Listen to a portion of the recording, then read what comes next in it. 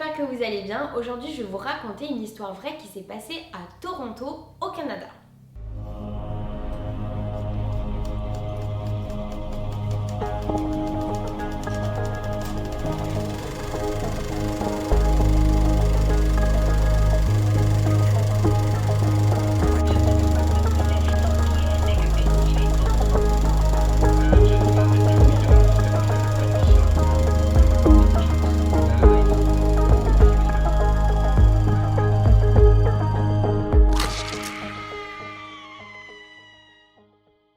C'est l'histoire de Kenneth et Karen Parks, un couple qui a un petit bébé de seulement 3 mois. Il faut savoir que Kenneth, le mari, a fait pas mal d'erreurs dernièrement. Il est rempli d'angoisse et de remords. Kenneth est addict au jeu, il a dépensé tout son argent dedans.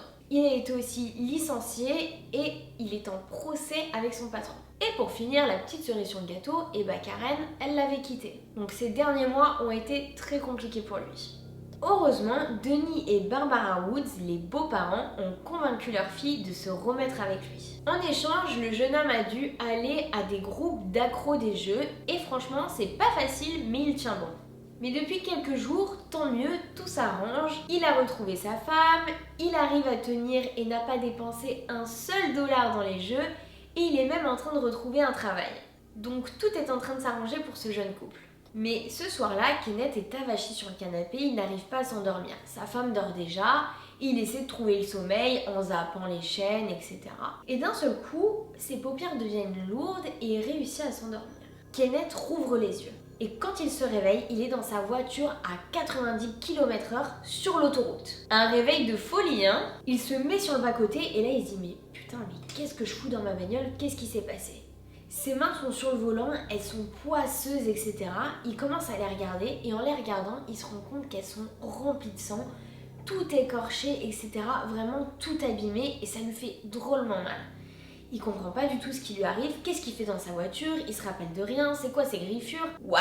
Qu'est-ce qui se passe? En plus de ça, il fait encore nuit, il regarde l'heure, il est 4h30 du matin, qu'est-ce qu'il fait à 4h30 dehors?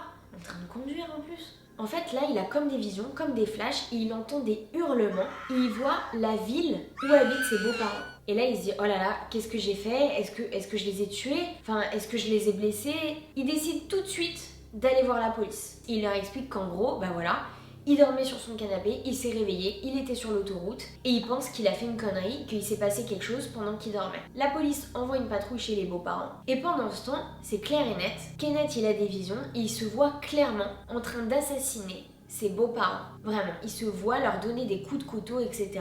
Il leur dit, je les ai tués, je me vois, je les ai tués pendant que je dormais. La police va sur les lieux du crime et effectivement là, vision d'horreur. Le couple a été sauvagement poignardé, vraiment un bain de sang, c'est horrible. L'autopsie a révélé que Barbara a reçu des coups avec un démonte-pneu et a été achevée à coups de couteau. Et pour Denis, lui, ça a vraiment été des gros coups de couteau, etc. Ils sont morts dans d'horribles circonstances. La police va donc l'interroger et lui demander s'il se souvient de quelque chose. Kenneth leur dit non, qu'il ne se souvient de rien. La police va également lui demander s'il avait des raisons d'en vouloir à ses beaux-parents.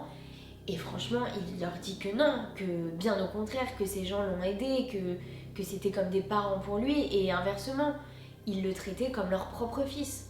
Donc non, aucune raison de les tuer. Vraiment un carnage inexpliqué et un tueur qui se dénonce, ça fait pas très crime prémédité quoi, ou vraiment un vrai crime. Il avait vraiment pas l'air conscient de ce qu'il faisait en tout cas. Kenneth, il l'affirme, il dormait, et il a tué en dormant. Un tueur somnambule, est-ce que c'est possible? Eh bah oui, ça existe. Apparemment, il y aurait 25 affaires similaires et elles répondraient toutes à 4 de ces critères.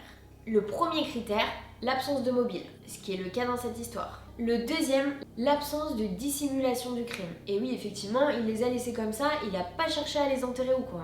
Troisième critère, le fait qu'il ne se rappelle de rien. Vraiment, il se souvient rien, il a juste des flashs qui lui viennent comme ça.